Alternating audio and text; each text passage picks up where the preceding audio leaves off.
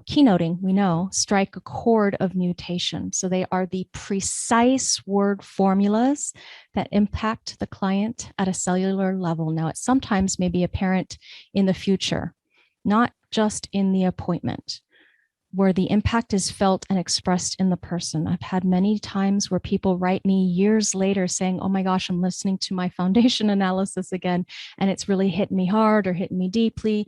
There is a process that everyone needs to go through individually that's going to take their own timing.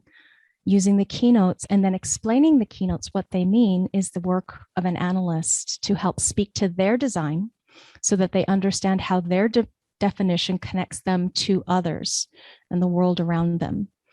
And then giving us the opportunity to show them how they are a piece of the evolutionary puzzle is a really wonderful experience as an analyst. Now, there's a difference between teaching and speaking to the client's unique design.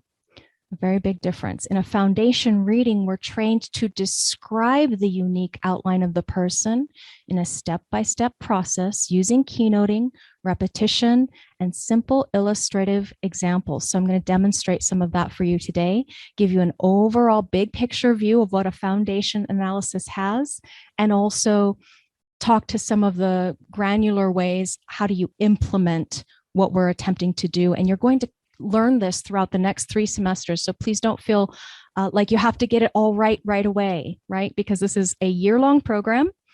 And then you go into other pieces. And finally, PTL4, level 4, is where you really hone this all in. So it's going to take some time.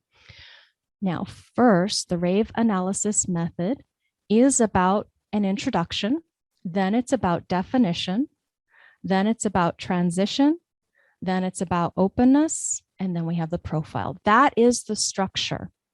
You can see I've grayed out all of the components because we're going to take it piece by piece. Not today, just giving you a big picture view. But today we're going to be talking about physical description and naming. You do that both in the definition segment of your analysis as well as the openness segment of your analysis, so that you can orient your clients, your students, whoever it is that you're talking to their design. Now, I have a little quote I want to share with you from Kerry Washington. Your life is your story, and the adventure ahead of you is the journey to fulfill your own purpose and potential. When you're doing an analysis, you're giving somebody the story of their design. Now, Ra says, he tells us that we, quote, we have this possibility that each and every one of us can establish a unique performance. It's what we're here for. This is what the pleasure of this is about. This is where the glory is in this movie. It's not about being lost in the direction of the script. You're not here to be nailed onto your cross. We're here to be passengers in the movie, deep, deep, deep, deep down. As the neutrinos are pouring through the crystals, this program is written so deeply. All you have to do is let go to have it. All you have to do is let go to find your truth. All you have to do is surrender, and the surrender isn't physical, unquote. So I'm going to pause there for a moment so that we can process this. All you have to do is surrender, and the surrender isn't physical, it's mental. Okay, so our job as an analyst, again, helping our client see themselves accurately, cleanly, clearly. That is the work.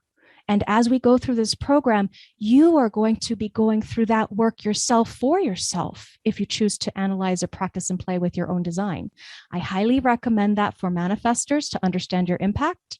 I highly recommend that for generators to be able to understand yourself. Projectors, learning through others is going to be more beneficial. When you do work with your chart, talk about or experiment with, if it's correct for you, experiment with talking about your chart in third person.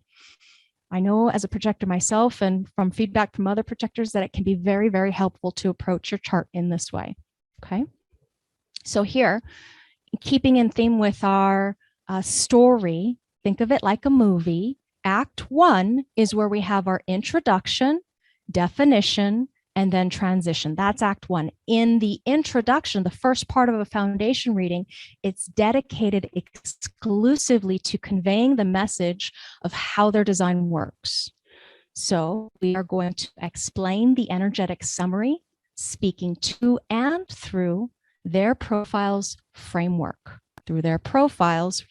So speaking to the client's design, using their language. In this 3-part story, this framework that we're creating, we have this first act, second act, and third act. Clarity comes from the first act with our definition, and it's clear and pure mechanics. So we present it cleanly as we can. We set a solid foundation. That's why this is called a foundation reading. You are going to provide that foundation for the client.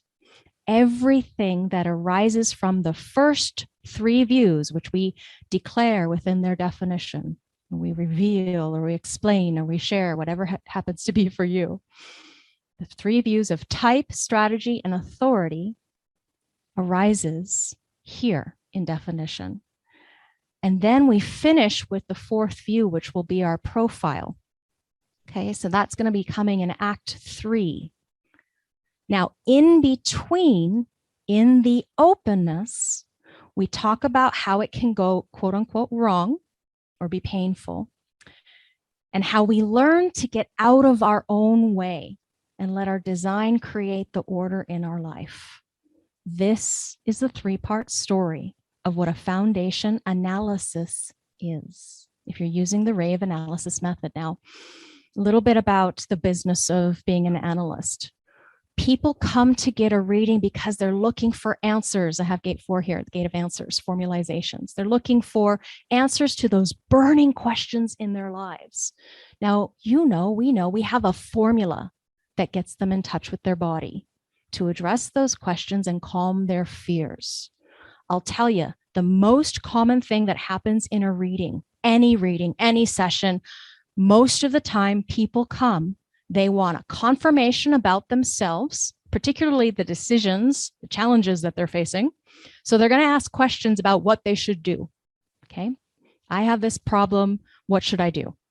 The biggest challenges in their world are going to be the reason why they open their mouth and say why they're there. If you ask, I usually ask because I want to see where they're at. What is the problem?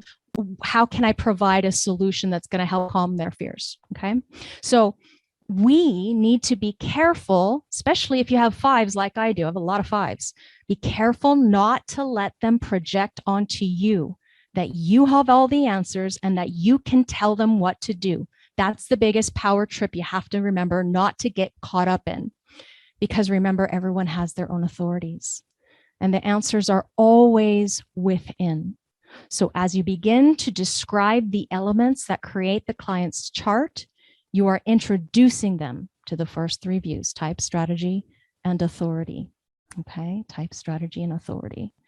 Now, as you continue, each view creates a foundation for the next view you describe.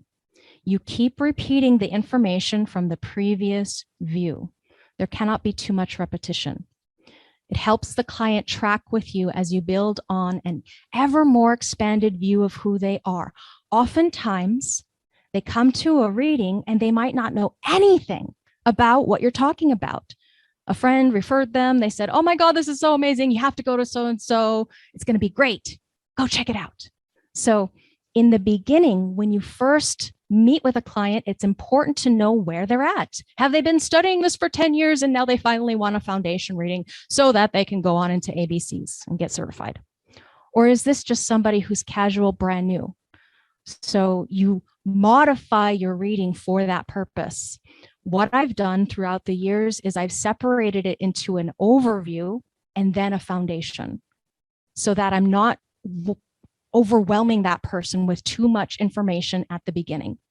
Okay, so the overview is more of the realm of the Living Your Design guide. However, as an analyst, you too will be trained to be able, let me just close this. Close window. You too will be able to do overviews as well. So Remember, the chart is about them. In the intro, we introduce them to the body graph elements. You're going to describe the 9 centers and the channels that go between them from a purely graphical nature at first, if they're new, brand new. So that outline of the person, you're going to be able to describe those centers, be descriptive. What you see is the red square in the middle here, and this is what it's for. It's the second one from the bottom. That kind of geometric naming, the physical shapes. And then you might talk about the lines that go between those shapes, whatever that channel happens to be. Yeah. You're going to be brief at this point in the beginning. You're just orienting them. That allows the client to connect with the image deeply.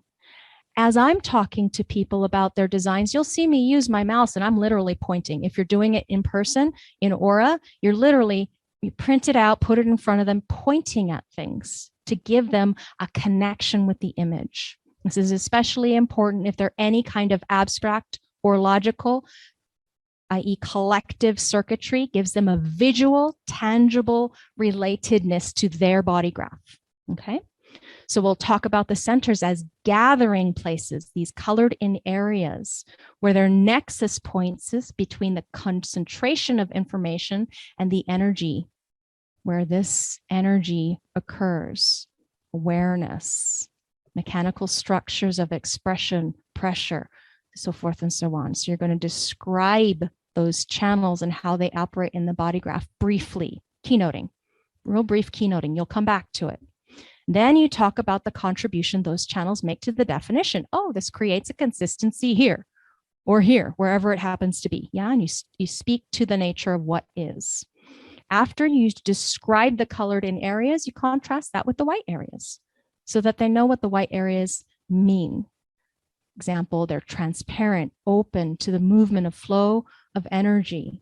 You can reassure the client at this stage that it's not empty, it's not broken. Is simply inconsistent, so that you contrast that with the consistency, the broadcasting through the definition. The openness is about receiving and reflecting.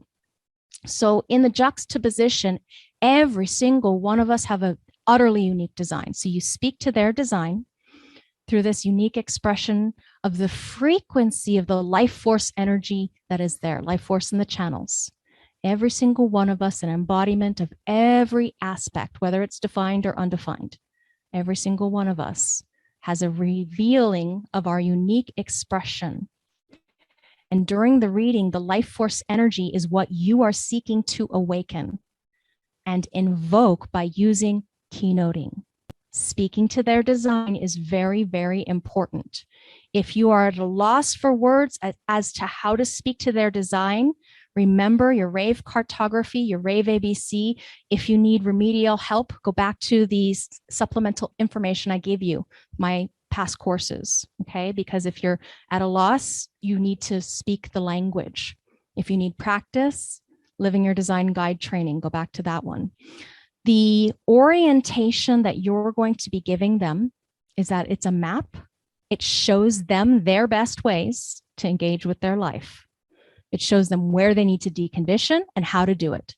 It reconnects them to their unique differentiation and genetic potential, who they were meant to be. Absolutely. That body graph gives them an understanding. If you explain it correctly, it will give them an understanding of how their body graph is a tangible, graphical representation of what they are and what they aren't. So it will temporarily suspend their doubt, alleviate their confusion, and provide answers to the mystery of how the resistance in life is created and how it's resolved. That's your orientation. What's colored in during your basic orientation, you're going to talk about that body graph as how they are here to function. Okay. Again, the nexus points, concentration of information, energy, and intensity in the definition. Mention that the centers process energy through our energetic field. It's what creates the aura. Describing those channels, how they operate in a body graph, the contribution that they make to the definition. Again, just basic, clean. No frills. No getting into involved in this or that of the details yet. In your basic orientation, you use descriptive, explicit, obvious, brief when introducing the basic elements. So, as an example, do you see these geometric shapes? We call those centers. They are energy hubs, which show your consistent, colored in, or inconsistent, not colored in, functions. You can substitute the word centers for functions. Okay, it's a function. So as an example, what makes you a generator is this red square, second one up from the bottom. This defined sacral center gives you consistent energy in response to life. You broadcast this energy resource. Now you see those lines, you could call them, that go between and connect the centers. We call those channels. And they are the strengths of your personal life force energy that are consistent, reliable, and trustworthy. Okay, that's what you want to give them as a basic orientation. What's transparent or white? After you describe the colored areas, you contrast that with white. What does it mean, that areas? Transparent and open to the movement and flow, the awareness that comes and goes, not broken, not missing. I don't have a heart center. No. That's so inappropriately, inaccurately worded. It's just a receptor. You have a heart center. All of us have heart centers. These are receptor places, juxtaposed or compared in contrast to those that are colored in. Now, when we speak to a client, if we can be aware, touch into the client's receptivity, we're going to do a better job with regards to keeping your perceptions attuned to your client's experience. Now, I'm going to tell you what can happen. I want you to be aware of this, what can happen. In the first part of your reading, we just talked briefly about introduction, giving them an overview. In the definition and transition, what happens, because you're talking about all these wonderful things that are there, it sounds like a nice idea, but what can happen is people may not know, may not think that you're talking about them. They might not identify. Okay. They'll go, this person, it sounds like a nice idea, but this person who is reading my chart is projecting onto me. That can be really true if that person that you're reading for has fifth lines, because they're always suspicious, fifth lines. Yeah. Aware of the projection field, wondering, what is this person seeing in me? Is that really me? Says the mind. Because what happens is they identify in the beginning with the not self purpose, not the true self purpose. So our fundamental message, and to review this first act, our fundamental message is that each client has their own learning process. So you're going to foster their learning process and allow that to create a mind-body integration, because not only you, but your client surrender to this body and the movement that comes in the form of your life. That's our fundamental message, the dance of what it is to be energetic experiments of consciousness in form. So that was Act 1, briefly. Now we begin our exploration of openness and what that means. In the second part of the reading is where we begin to explore this openness, where we inform about the flexibility of the openness, the inconsistency of the openness, and how we have built up adaptive strategies to give a sense of stability. Remember the not self strategies of the undefined centers? That's where we address it. Now, however you get it across, alignment is the message that we as analysts want to convey. And the potential for alignment is where we are attempting to drive our homing beacon, help them integrate what their own homing beacon is there for. Every point we go through the openness, this is what we want to give them, their alignment, their truth, the signature. Okay, the signature is the essence of the expression of the spirit of that individual. So helping them find their alignment through the maze of the not self purpose. Now, with regard, brief mention here with regard to not self purpose, oftentimes people demonize the not self and they talk only about the openness as the not self. Not true. Okay, wisdom lies in unattached observation of the openness And those open centers become sources of wisdom through us making authority-based decisions. When we stop trying to live in the shadow world that the mind has created, we can relax and we can allow the design to make its decision. Then we are present for decisions. Then we are seeing how life decides through us. One of my BG5 colleagues, who is also a therapist, likes to say, your design does you. She's a 5-1, very simple, undefined throat, very pure and clean. Your design does you. I love it. Because remember, we're all living our design. The design is being lived all the time. It's just what frequency, to what level of the expression of the energetic frequency are you broadcasting? Okay. Life decides through us in alignment. So you're going to juxtapose definition to openness. In the first part of the reading and the second part of the reading, they are standing in stark contrast to each other. And because they stand there next to us, they show each other off. And we get to a process of comparison and contrast between Act 1 and Act 2. Okay. Now, what happens because of this is that there is an illusion that can develop, a falsity, a false narrative that you might see there out in Facebook land because, yeah, just because it's Facebook or whatever social media, Instagram. Okay.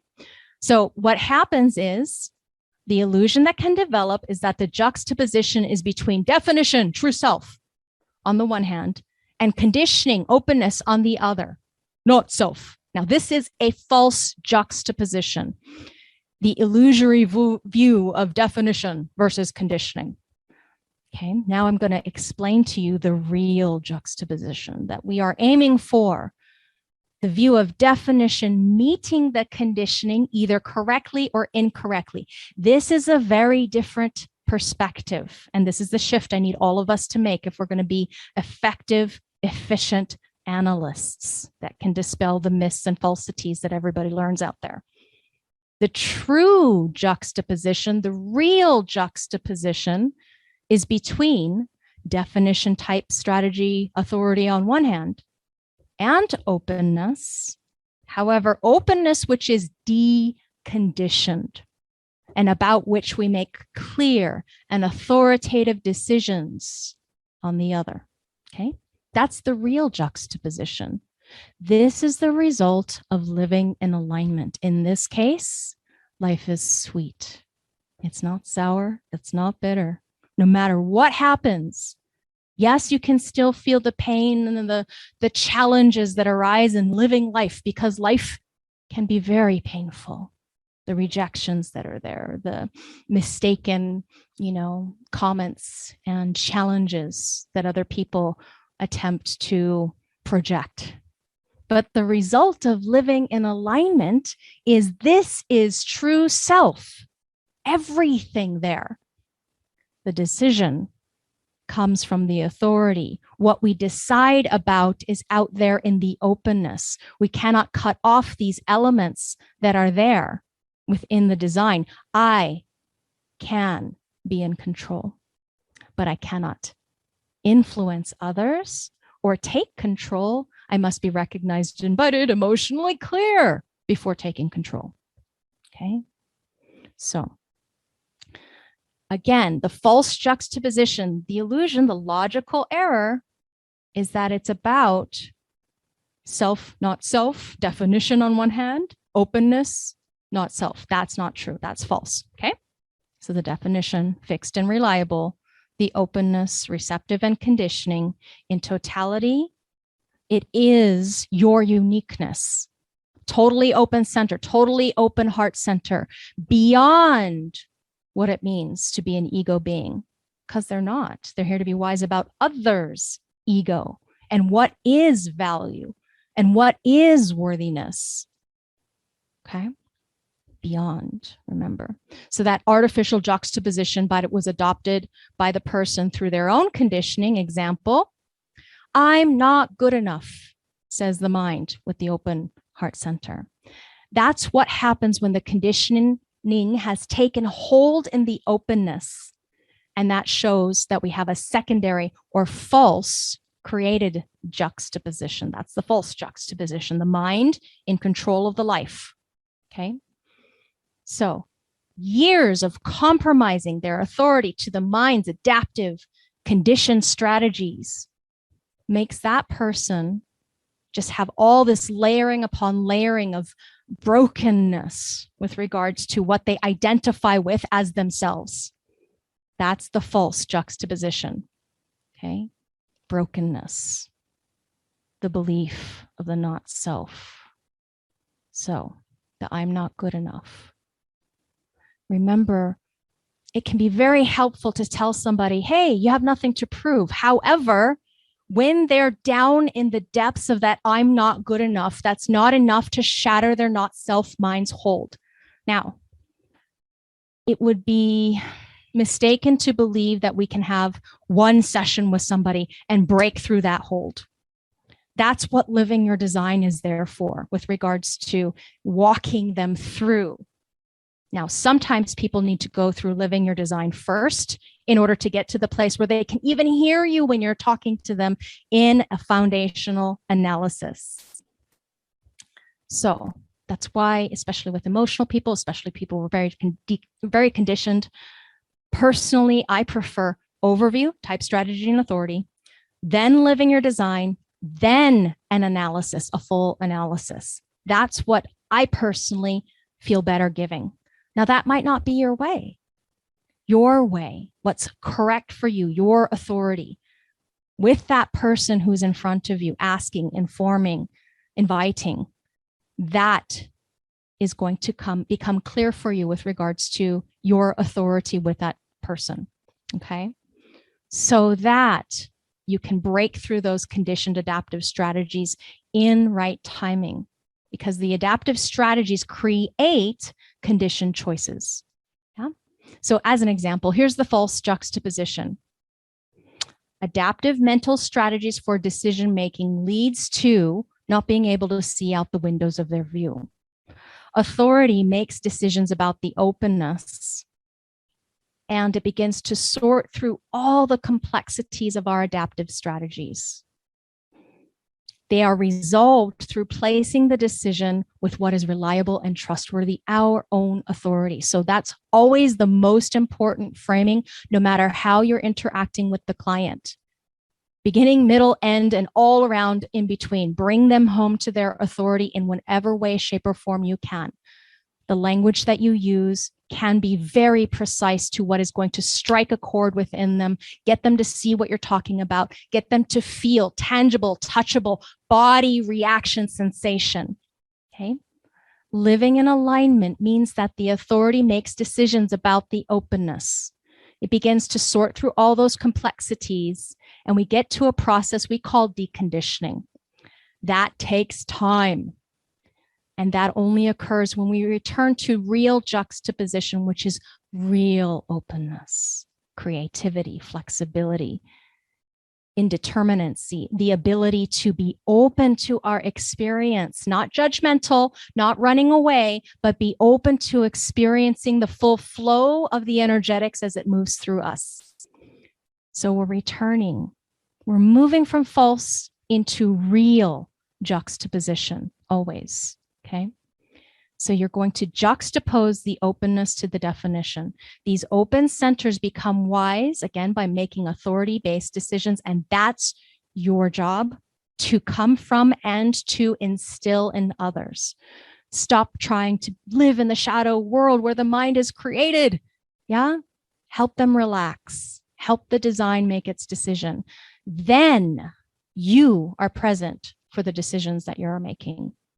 You, in the full flowering of your human potential, you, in whatever way, shape, or form, you are here to be you. Again, no comparisons.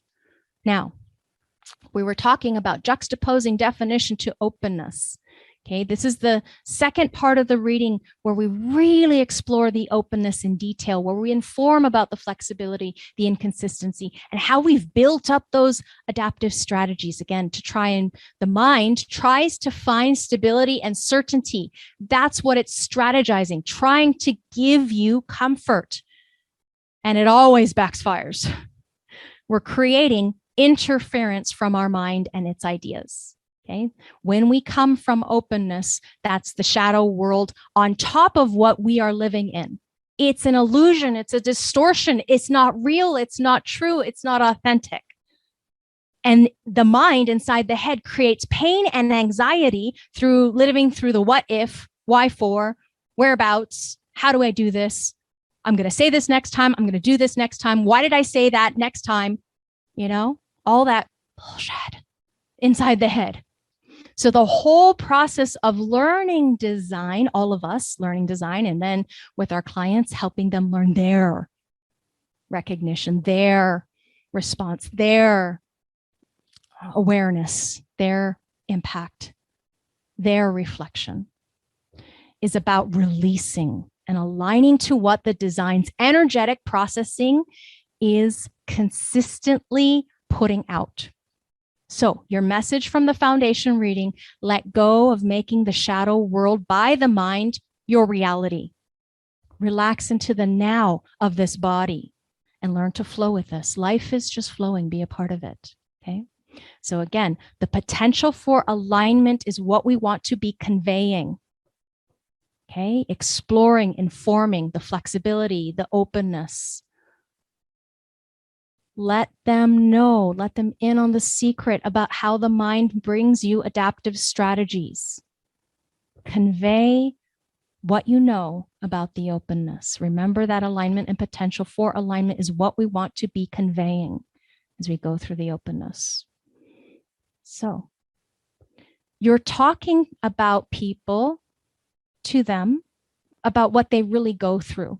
So this is the second act of the reading. Explaining what they're really going through in this foundation analysis. You're not coaching them. That's living your design. You're giving them information about what's relevant to them.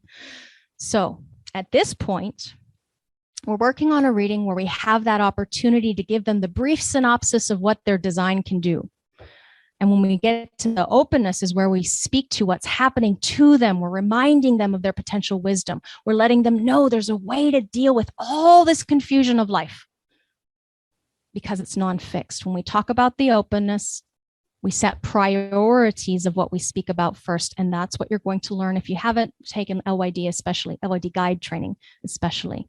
There's priorities we're going to talk about. Now, this area, openness, this part of your reading is not as structured or mechanical as it is on the side of definition. Remember, definition is fixed. Yeah.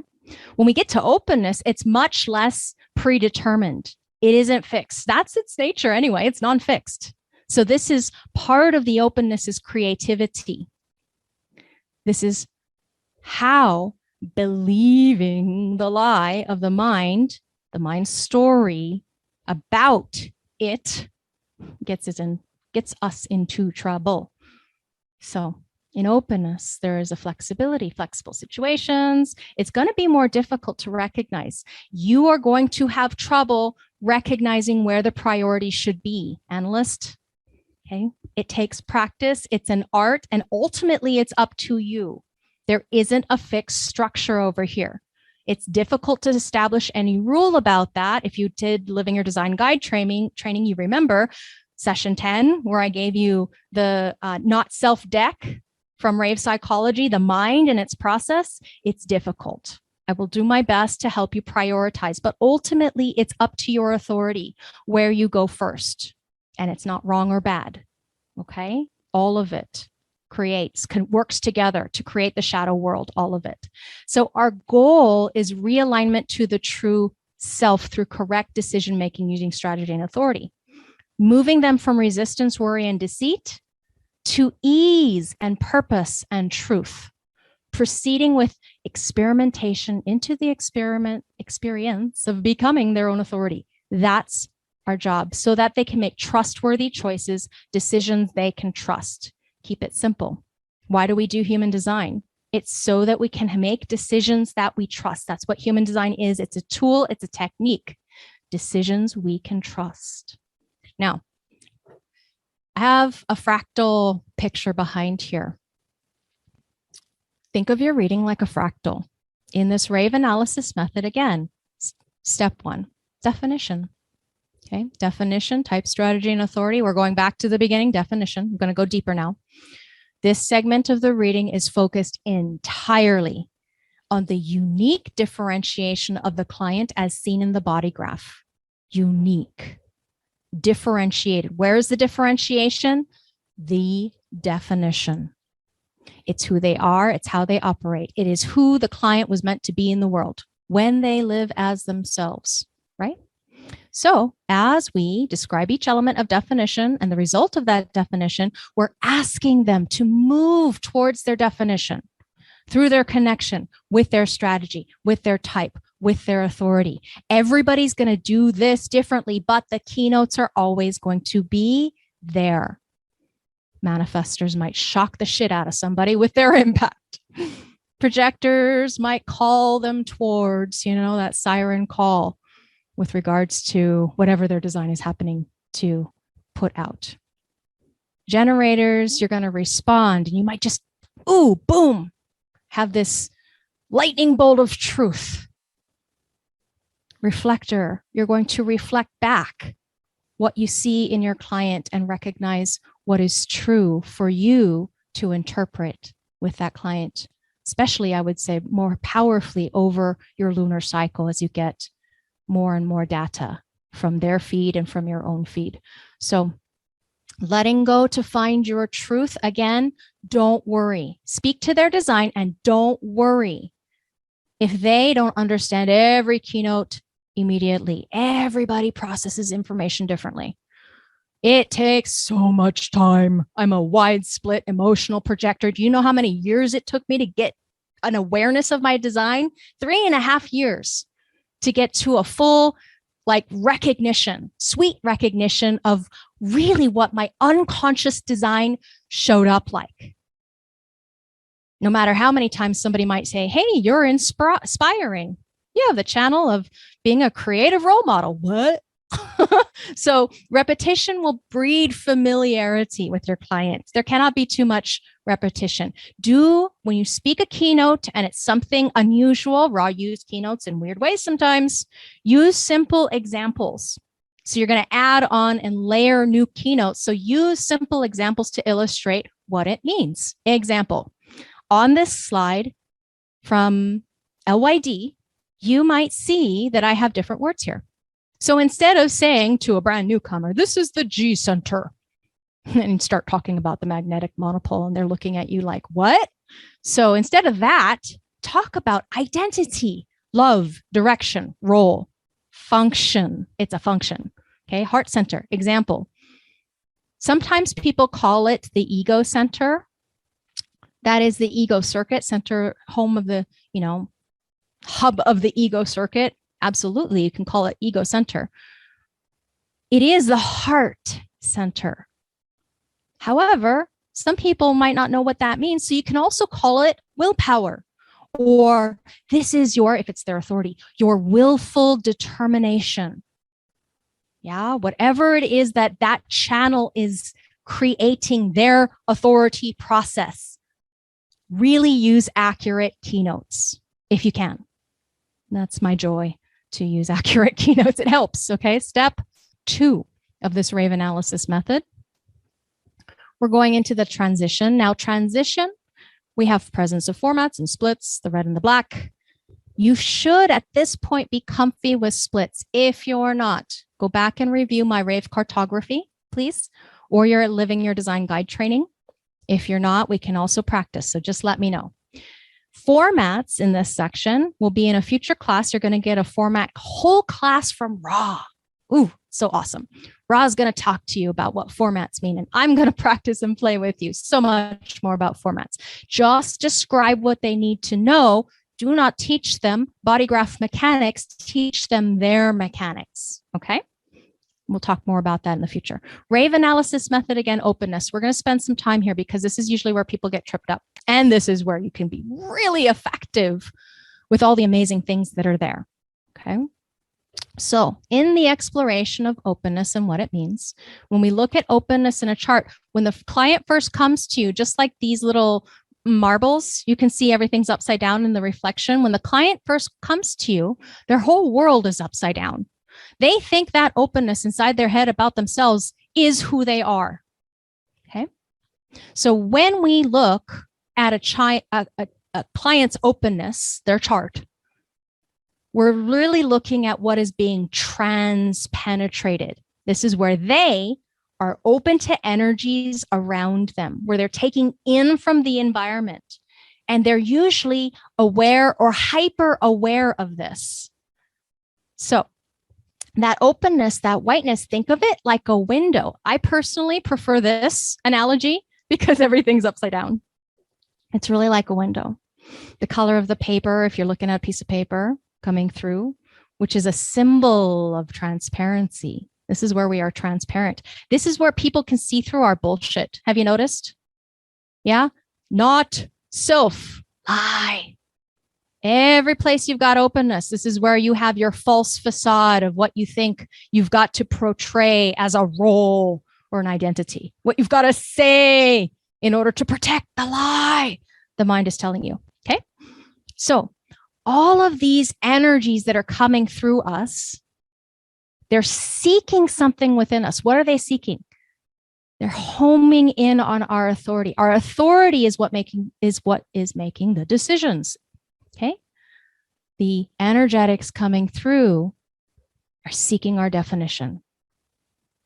Our definition gives us the ability to be connected to something about ourselves that is indestructible, something that cannot be changed, something that cannot be blown away, something that is hardwired inside of us and is completely and utterly reliable in this context. It would be that person, if this was defined, that person's certainty, which we know must be talked out in their environment through their trusted advisors as they use others to hear their truth. Okay? Now, instead of understanding the not self, let's help our clients understand their shadows. It's kind of like magic. It's my favorite thing about being an analyst is the not self purpose and using a jackhammer on that thing if I need to, but usually indirectly, gently. It depends on the situation and the person, how well I know them, how long they've been with me. The not self strategies always lie underneath the way your mind is framing your decision making and how your clients think. So we know we can use our mind to recognize and understand the not self on the inside. And of course, how it portrays itself on the outside. So your client comes in and it's doubtful. The mind, its mind is doubtful. There's unresolved mysteries. They feel so pressured. And they want to feel good about what happened in the past, lock into a secure future. They want to know the mysteries, the answers, their life. There's this mental defensiveness that they use to protect their conditioned beliefs, their opinions, their rationalizations. They're going to fight you to preserve their not self fiction of who they imagine themselves to be. Why? Because it's all that they know. I'm speaking to the mind and it's not self-purpose, okay? Not that it's bad, good, wrong, right, whatever. Just the mechanics of the mind. Okay. So you might notice this puts them in a tailspin, trying to prove what they think they should be to you. Oh, I'm certain that, or, oh, I have to prove this or that. You can just observe it with awareness. It's not necessarily helpful to always poke the finger in it. You see that not self-purpose at work. Some people might be really well built for confronting the crap out of that not self. My husband's the cross of confrontation of 5'1". I would not be who I am if he did not confront the heck out of me when I was in not self all these years. Okay. So you are going to do it your way. Just observe. And your way, you bring them back home to the concreteness of their strategy and authority so that they can have their own answers. They don't need you. They need themselves, the strength of themselves to wake up, okay? The mind, remember, It's for measuring, it's for communicating, it's not for deciding. Our Ashna is the heart and soul of the dilemma of anybody who wants to wake up, defined or undefined. Okay? Not what we say out from our mouth, but what the inside mind is saying. All of our not self strategies emerge from the it inside of our head. It wants to make decisions based on strategies it has developed through the relationship with the open centers. And every open center has a voice in the Ashna, defined or undefined. Okay. So what happens is the things that really matter are ignored because they don't attract your mind. And we know mind can never be inner authority. It's too polluted. There's too much noise. So because no one can escape this conditioning, without this knowledge to guide us, what conditioning leads us to is the clouding of external perception and ceaseless agendas and warping context to fit the adaptive strategies. And then perceived notions, bias, and prejudice. That's the thing we need to know about ourselves as well as others, so that we can see what happens when the seven-centered habit of making assumptions about others and then acting from them leads us to those bias, to those prejudice. I'm going to read a little quote from Ra. Quote, "We look at our open centers. For example, if you have an open ego, it's perhaps helpful to hear, you don't need to prove that you are good enough. You are already good enough." That can be reassuring to a point. Okay, I'm going to pause there. The reason for that is if it's not reassuring, it's because that person hasn't learned the lesson yet and they're still in the deep not self falsity. They still identify with the I of the ego, I inside the head, and they think they don't believe or they do believe. They think that you're wrong, or they have so much wounding that proves to them the belief, the false and mistaken belief that they are shit or something not good enough, not worthy, whatever the case may be. So you have to meet them where they're at on their level. Let's go back to Ra. Ra says, but it doesn't really capture what it is like. So as an example, as a child with an open ego, to meet these forces that are so intense, so overly willful, and as a child, they are still in touch with their authority, still in touch with that part of themselves that is authentic, that says, I am not going to be that way. That is not me. And then they grow up and they go out into the world and they realize the whole world is built around all of that posturing, and the openness that they could see from their authority is just being pounded by the not self world. Your client needs to know that you understand what they go through. Help. For me personally, I put myself in that person's shoes and I imagine, I have the strength of imagination, so it's a little bit easier. I imagine what for me personally that might feel like, that configuration. You're going to do it in your own way.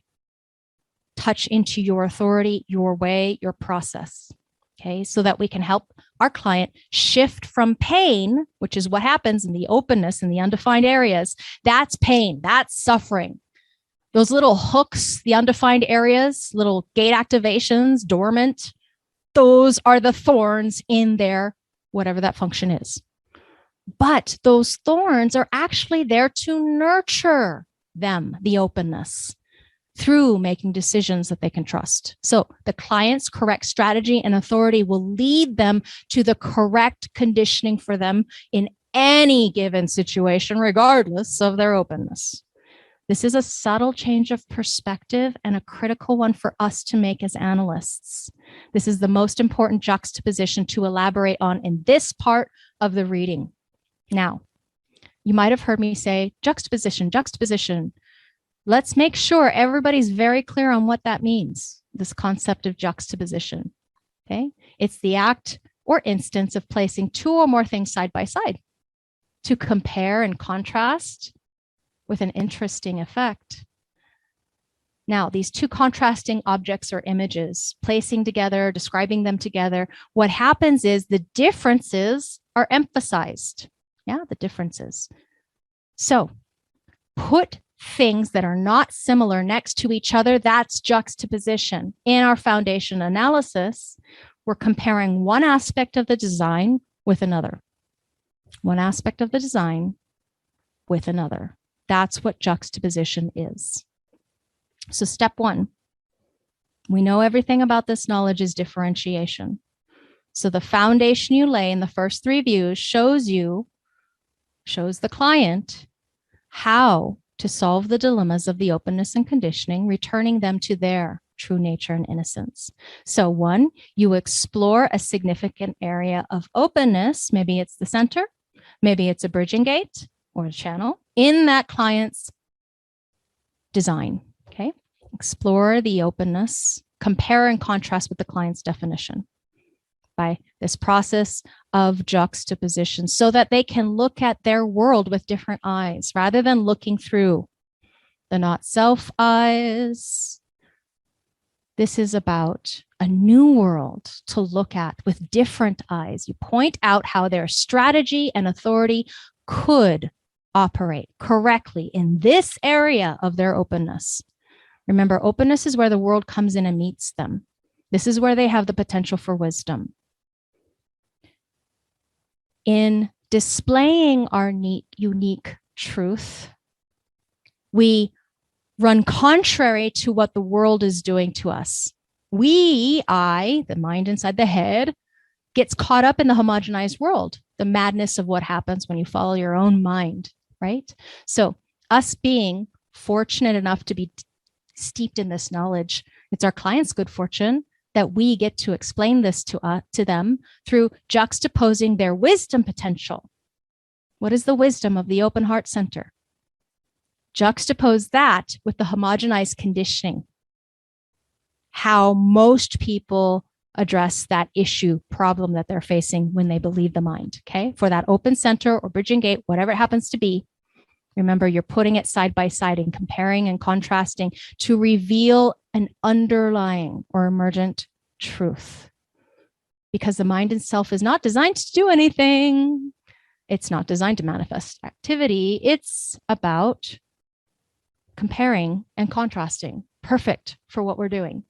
So in the fourth step, in this process of juxtaposition, you can point out that their not self mind doesn't know how to deal with the conditioning that engages with the openness.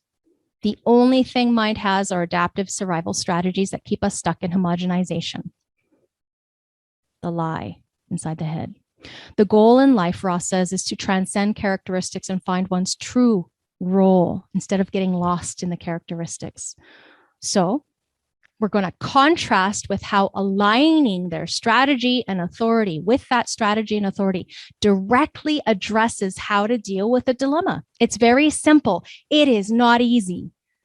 When that open center or that gate meets conditioning, the mind screams, especially if it's emotionally amplified.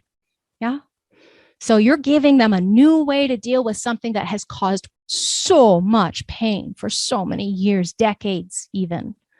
This is what we're doing. We're repeating that process over and over and over again with each client's area of openness in their chart so that they can be a witness to that. Ross said that. He liked the idea of being a witness. You repeat this process of juxtaposition so that you can shift them from the pain to the nurturance. This is the solution to the original nature of their homogenized conditioning. The resolution to the old style, seven-centered, homogenized bull crap. Okay. Then when you do that for them, when they make that shift, because you cannot do it for them, you can guide them, you can inform them, impact them, help them find their satisfaction of their truth, reflect, surprise them, but you can't do it for them. You do your best. And then the gift and the magic of their authentic expression of that openness, it has the chance to emerge. The not self shattering into pieces is not a pretty thing. It's challenging. So you're here to be a witness and aware, consciously aware witness of your life. Learning this correct hardwired genetic imperative of their true self is the greatest gift that you as an analyst can give client. That is our greatest gift. When you're coming from this space, when you don't get triggered by their not self and you don't believe they're not self, and you come back from your authentic place, that's when the magic really happens. That's when we get our singing of our soul song. The third act of the reading, we move to profile. Now, again, I put this fractal behind here. So you can think of this whole thing like a fractal process. Remember, profile is the only view that is not mechanically depicted, right? By the body graph itself, anyway. You can see it here. So it occurs below that level of the graphical imagery. And you are actually going to weave profile throughout the reading. So you make it explicit in the third act and you say, this is where it comes from and this is what it is. And you can integrate it during the first three views in openness, acts 1 and 2, but you do it more in an implicit way, meaning you speak to what that person's profile is.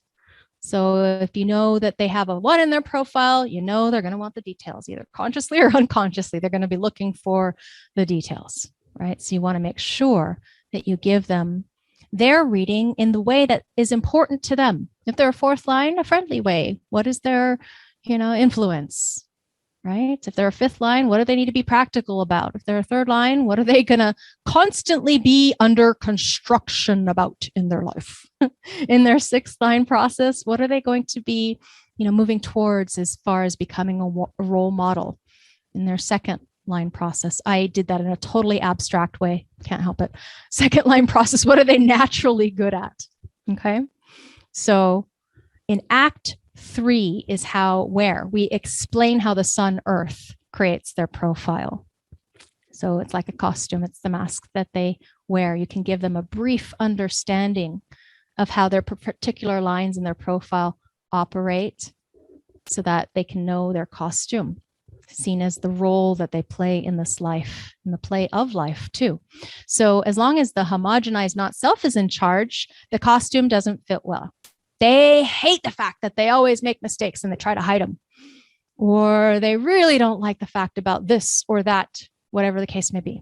So their costume doesn't fit. This is where you can give a description of what the challenging side is of the profile. If it's relevant, resolve their fears about why they got so far away from themselves that they may not even recognize their true nature. Example, Uru Hu, when the voice found him, was living as a hermit on the island of Ibiza. Was he a 2nd line? No, he was a 5. Not living in alignment with the costume or the purpose. Now, you're going to compare the natural expression of their profile, that what happened before when it didn't fit, the natural expression of their profile. Compare and contrast. When you're following strategy and authority, it's a different story. Remember, we're telling them their story of their life. Okay, so 1-3 is an example. They're investigating and they got to experiment, always approaching them from their costume, because remember, every single gate that they have in their body graph that is undefined, every single gate, they are going to resonate to that way of being wherever those gates are when they're open. They're going to look into things. They're going to experiment with things. At this juncture of the reading, you're using the profile of the true self to weave all the elements of the person's design definition. All throughout the reading, you should have been constantly weaving and repeating, the first 3 elements of type, strategy, and authority. That is the unifying thread throughout the reading, kind of like the fractal where you keep coming back to what that is. So we could go back to the first act.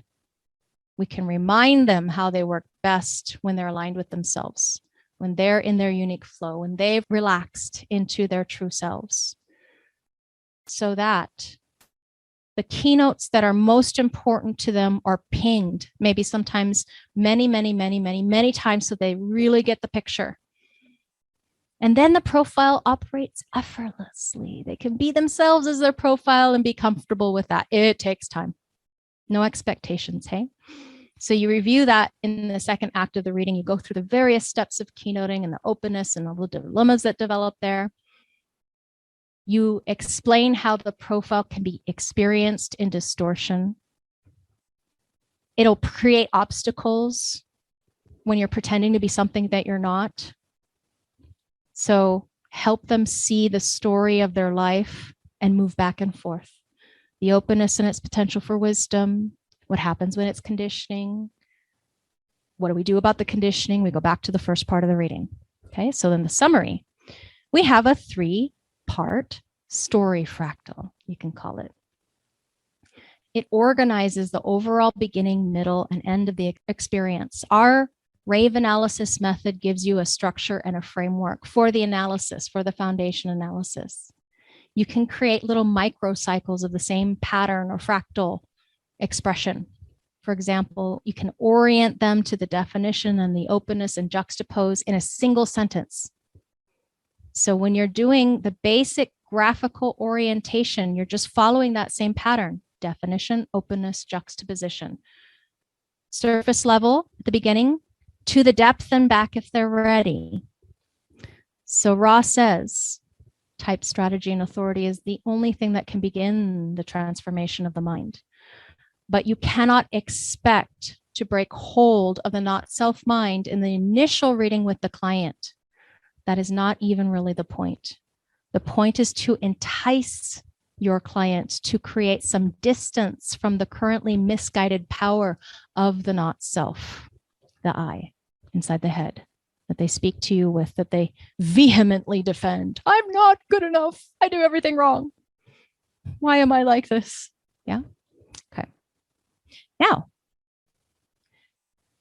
Rave analysis method includes all of the things that you learned in the foundation. So if any of this stuff is shaky, go back and review the foundations. Don't be embarrassed to ask about the application in classes. That's what it's here for, okay? And I'm going to continue to hone you in on the specificities of all of these things on the right-hand side, more specifically in context with that person's design and what planet and what line and all that stuff, okay? That's the thing that takes a lot of time, assessing body graphs, practicing and playing.